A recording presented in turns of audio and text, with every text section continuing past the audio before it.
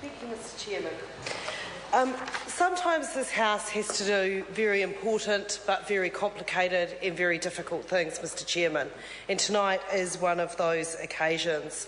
I join many of my colleagues that come with no joy that we are here rectifying something that we got wrong 18 months to 2 years ago when we last debated this issue.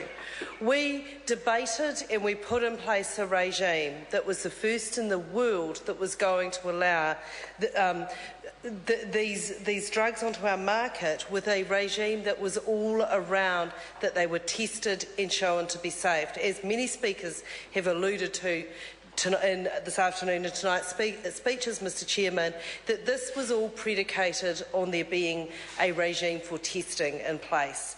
And, Mr. Chairman, it is with no pleasure that I say that we cautioned at the time that we were rushing this bill for an incredibly complicated piece of legislation, but the devil was in the detail, and how it was that we were going to show the safety of these drugs was always going to be an incredibly complicated and an incredibly difficult path for us to traverse. It's not just a matter of walking into a laboratory, throwing some substances under a laser light and saying this is safe or this isn't safe.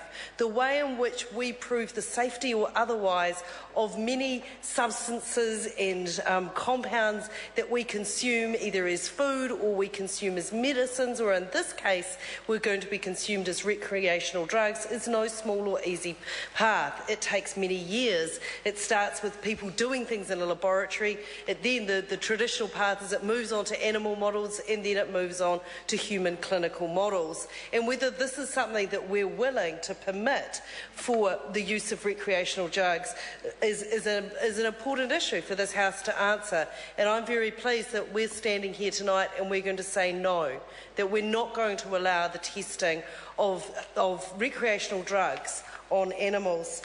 But, Mr. Chairman, for me personally, as a constituent MP, this issue cuts to the heart of why it was that I was elected to represent my electorate of Wigram. That I voted with my party, as many members in this House, in fact most members in this House, voted for a piece of legislation that we thought we were doing the right thing with. That we thought we were putting in place a piece of legislation that would actually reduce the harm in our communities around the use of psychoactive chemicals and drugs. But, Mr. Chairman, this hasn't been the case. Like many of my colleagues, I have spent too many hours listening to constituents telling me their stories about what these substances have done to their families. I recall one mother coming in and being absolutely distraught, and I can understand why, Mr. Chairman. Not only was her 14-year-old son no longer going to school, he was stealing from her and neighbours in order to finance his habit, and she'd had to call the police the night before because he had physically assaulted both her and other children in the family. This is not something that you can stand idly by as a constituent MP and say it's okay. The regime we put in place was not working. It was not stopping the harm in our communities, and I could not stand by and say to the people of Wigram, just tie-ho, everything's going to be okay, because, Mr. Chairman, it wasn't. But we also have some responsibilities now, Mr. Chairman, that we as parliamentarians have to ensure that the support is there for the people who are going to be having the addiction issues as these drugs are no longer available.